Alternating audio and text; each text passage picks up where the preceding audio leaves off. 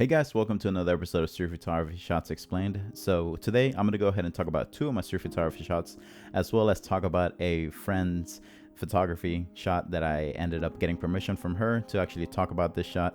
And I'm excited to talk about this one because her photography really gives me like a movie-esque type feel, especially like the songs that she picks for her photos. It just works out perfectly. I love her street photography. It's really good. But first, I'm gonna go ahead and talk about the two shots for today. So these are actually two shots that I ended up uploading this past week. So I'm gonna go ahead and talk about the first one. And the first one is called Creation Takes Dedication. This shot right here. So for Creation Takes Dedication, it is in Washington Square Park. And what I like about this one the most is that as you guys have seen in other photos that I've uploaded and everything, I really like to take pictures of photographers or people that like to create like videos and stuff like that. I like to take pictures of them during their craft, especially in New York City. You see that all over the place, people taking pictures and everything. But there are some people that take it a little more serious than others, like this guy, for example.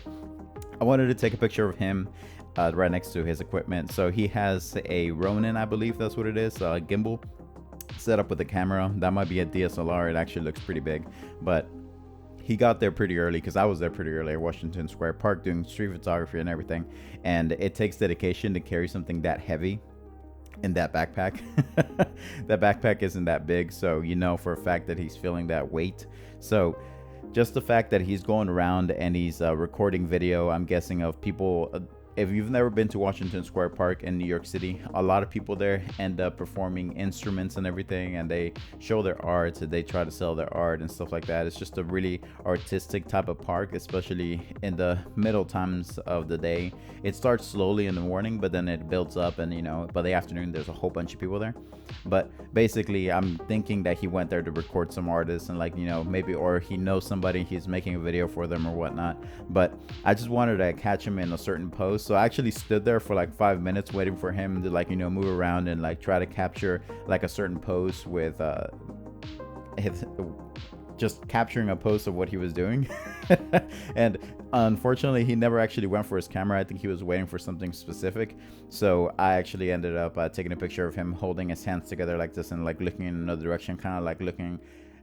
It gives him a certain pose and a certain confidence, like especially with this pose with him holding his hands together like this and just looking in the distance. It actually looks like something that you would see in an album cover. So that's why I wanted to capture this. This is in Washington Square Park, and again, I just wanted to capture the camera, the gimbal, and I'm guessing this guy loves to do. And the next one, it actually hits pretty deep. I'm gonna get a little serious on this one. So the next one is called The Depth of Loneliness, this shot right here. So for The Depth of Loneliness, there has been a lot of times in my life where I've been really lonely. There's a difference between being lonely and alone. Lonely is like a yearning for somebody else to be, to hang out with or doing something like that. Most of the time, I just feel alone. Like I'm okay with it, I'm just focusing on my craft and everything and just taking pictures. But there have been times in my life where I felt like extremely lonely. And whenever I saw him, I was walking, this is in Central Park, when I was walking by and I saw him like leaning down like that, and just as a street photographer, you focus on the shadows, especially like in the late afternoon. You focus on the shadows like significantly, like that's what you automatically go towards, because that's just what catches your attention, especially late in the day. So whenever I saw him and I saw that shadow of that tree, I was like, ooh, that's a cool shadow of the tree. I'm gonna go ahead and follow that and try to catch a subject here or whatnot. But I ended up seeing him right there facing down and everything, and just holding his hands together like this, and just like kind of like not really praying, but just holding his hands together like this, like kind of like a pose of like severe anxiety. You're done for the day, or you're really tired. So he was just like looking at the floor and everything, maybe thinking of what he had done that day or whatnot. But you can really feel the loneliness. At least I could whenever I was there. So I ended up taking a shot, and I ended up using him as the main subject of the photo. But as you can see, there is the shadow that leads towards the tree, right? But you can see him on the very left, and it's not like a traditional picture where like, you know, you find a subject right away. You actually have to like look for the subject. And in this case, the people that have seen my photos over and over again, they I have conditioned them to like, you know, look at the photo and like try to find the subject and stuff like that. Because whenever people comment on, or friends that I talk to, they get a feel of my photography, and they like are always looking for the subject or whatnot. So that's how they ended up finding this one. But I didn't put him like right in the middle because I wanted that tree, that shadow, to lead towards the back of the image and like create some depth behind him. And then, you know, as soon as you go up that shadow, you actually see him on the left, and you see his shadow along with him just sitting there. And the title helps a lot because, you know, loneliness. So, you know, somebody feeling down, and it helps that he's like facing down like this, and you can tell that it's him, you know, who I'm talking about. But yeah, that's the shot, and this was actually in Central Park. And now this is who I'm gonna go ahead and talk about. This is her profile. This is her profile. Go give her a follow. You know, look at all her photos. She has some super awesome cinematic type photos. So this one, it is called, it's so cool. Like this.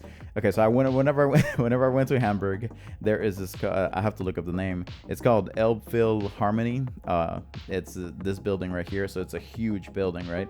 And it's like right off the river. I can't remember the name of the river, but it's right off of a river.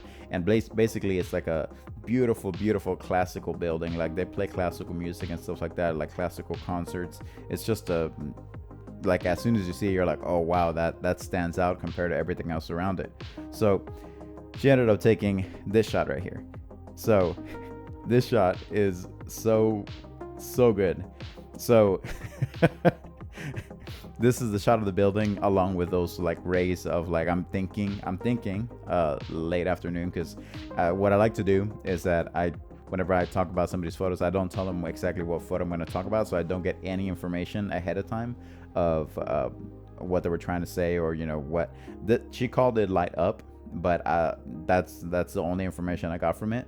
And I like doing it like that because then it helps me really look at it and see what I feel, or you know what I'm thinking that the photographer is trying to say, you know, kind of like a purist in its purest form or whatnot, without asking like, oh, what's the background behind this. But basically you see the afternoon rays go behind it like that, right? So I don't know if you guys have watched it, but there is a movie called, by the way, all of her photos give me a heavy cinematic feel for sure, but there's a movie called Chronicles of Riddick. So in Chronicles of Riddick, I don't know if you guys have seen it or not, but I'll show you. There's this planet called Crematoria, where it's like a prison planet. Like there's a heavy prison there, and basically nobody can survive on the surface, so everybody has to be underground, right? So around as days pass and stuff like that, the sun like bakes this planet. It's kind of like Mercury, right? Like super close to the sun or whatnot, but it bakes this planet. Like the sun rays go across the horizon, and at some point our hero is like running away from the sun because they're trying to escape prison or whatnot. But you can see the rays coming from the distance and stuff like that, right? So this picture right here. So whenever I saw her photo, I automatically thought of Crematoria from, you know, the movie. I was like, oh wow, this is just like that. Like this is exactly like what was portrayed in the movie. So as soon as I saw it, I was like, oh my god. I mean, I'm a big fan of Chronicles of Riddick, like sci-fi movies and stuff like that. So whenever I saw that, I was like, oh, that's amazing. Yeah, I'm definitely going to talk about this photo, but but basically that background that she uses on her photo, it automatically reminded me of Crematoria with a heavy cinematic feel. And then all of the songs that she picks for her photos are like give you that cinematic feel as well. So that's, you know, she's on another level. I really like her photos. But definitely go and you know, give her a follow, check out her work. She's got some awesome stuff. And yeah, guys, those are the photos I'm going to talk about today. I'm already getting close to 10 minutes here. So, but again, guys, thank you for tuning in, and be sure to check out her photos and check out mine as well if you want to be cool like that. But I hope you guys have a good Saturday night, and I'll go ahead and catch you guys next time.